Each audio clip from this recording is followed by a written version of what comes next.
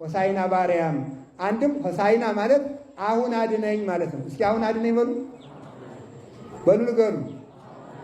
አንድም ሆሳዕና ለወልደ ዳዊት ማለት የዳዊት ልጅ ሆይ ማረኝ ማለት ነው። እስኪ በሉ የዳዊት ልጅ ሆይ ማረኝ ማለት ነው። እግዚአብሔር ሁላችንን የሚማረን። ዛሬ ሁለት ዕውሮች ክርስቶስ በዚህ ያለፈ ሲሏቸው የዳዊት ልጅ ሆይ ማረኝ፣ የዳዊት ልጅ ሆይ ማረኝ እያሉ ጸልየው ይጮው ነበረ። ሰዎች ደግሞ ኧረ ዝም በሉ እናንተ ዝም በሉ መንገዱን ሂዱበት እያሉ የሚከለክሉ ሰዎች ነበሩ። አትጥሩት ረፍዶበታል እያሉ የዳዊት ልጅ ሆይ ማረኝ እያሉ ድምፅ ጨምሮ ይጮኻሉ። ዓይናቸውን አበራላቸው። በዛሬው ቀን ሆሳዕና የሚል ቃል ጠርቶ ዓይናቸውን ፈወሰላቸው። ዕውር ማለት ቤተ ክርስቲያን ውስጥ እየኖረ ልቡ የታወረ ክርስቲያን ነው።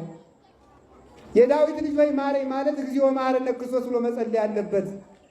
ዝም በል የሚሉት ደግሞ አትጸልይ የሚሉ አጋንንት ናቸው። ጸሎት አቋርጥ የሚሉ ማለት ነው። ተኛ የሚሉ ተኛ ዝም ብለህ ተኛ የሚሉ እነዚህ ናቸው ማለት ነው። እነዚያን አልፎ ከጮኸ ክርስቶስ ዓይኑን ያበራለታል ማለት የልቡ ዓይን ይበራለታል። ሰው ዓይኑ ሲገለጥ ፀሐይን፣ ጨረቃን፣ ከዋክብትን ያያል።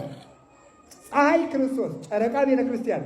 ጨረቃ ብርሃኗን ከፀሐይ እንደምታገኝ የቤተ ክርስቲያን ብርሃን ክርስቶስ ስለሆነ ከዋክብትን እንደማየት በቤተ ክርስቲያን የሚኖሩ ሰማዕታት ይገለጡለታል። ክብራቸው ይገለጥለታል። የእነሱን በረከት ያገኛል። ሁላችንም ዕውራን ነን። ሁላችንም ልባችን የታወረን ነው። አንድ ጊዜ ሆሳዕና ለወልደ ዳዊት እንበል በሉ።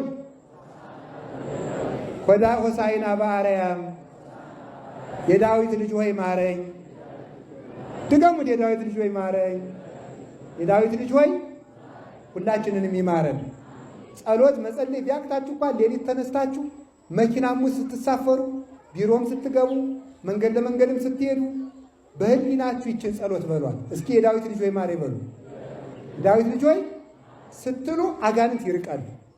ሌላው ቀርቶ የሆነ ሰውዬ እዚያ እየፎከረ ሲመጣ አፋችሁን ገጥማችሁ 3 ጊዜ እንኳን የዳዊት ልጅ ሆይ ማረኝ፣ የእግዚአብሔር ልጅ የጌታዬ ኢየሱስ ክርስቶስ ሆይ ማረኝ ካላችሁ ያ ሰው መልሶ አፍሮ ይመለሳል። አባቶቻችን መነኮሳት ለዚህ ነው ምን የናፈቃችሁ ዘመድ ቢሆን ዝም ብላችሁ ሂዳችሁ አትገናኙት። መጀመሪያ አንድ አቡነ ዘበሰማያት ደግማችሁ ነው መሳሳብ። ከርሞ ዞት የመጣውን አታውቀውም ይላል። አንድም እኛ ጋር የቀረበ ነው የማናውቀው ለሰውየው እንዳንተርፈው ማለት ነው። ስለዚህ አሁን በገዳማት መነኮሳት ሲገናኙ ምን ይላሉ? እዚያና እዚያ ምን ቢነፋፈቁ አንዱ እዚያ ይቆማል፣ አንዱ ሲቆማል ወንጌል ይጸልያሉ። እዚህ ላይ ቆሙ ኋላ ይሳሰማሉ። ስለዚህ ምንም ነገር ከማድረጋችሁ በፊት ሌላ ጸሎት ባይቻላችሁ እንኳን ጌታዬ መድኃኒቴ የእግዚአብሔር ልጅ ኢየሱስ ክርስቶስ ሆይ ማረኝ። ይሄ በጣም ትልቅ ጸሎት ነው። ቀን ከሰጠን በሌላ ቀን ስለዚህ ጸሎት ሰፋ አድርገን እንማማራለን። ያስተማረን የመከረን እግዚአብሔር የተመሰገነ ይሁን። ሁላችንንም እግዚአብሔር ይማረን፣ እግዚአብሔር ይማረን፣ እግዚአብሔር ይማረን። ስለዚህ ሁላችሁም ሰሞኑን እየመጣችሁ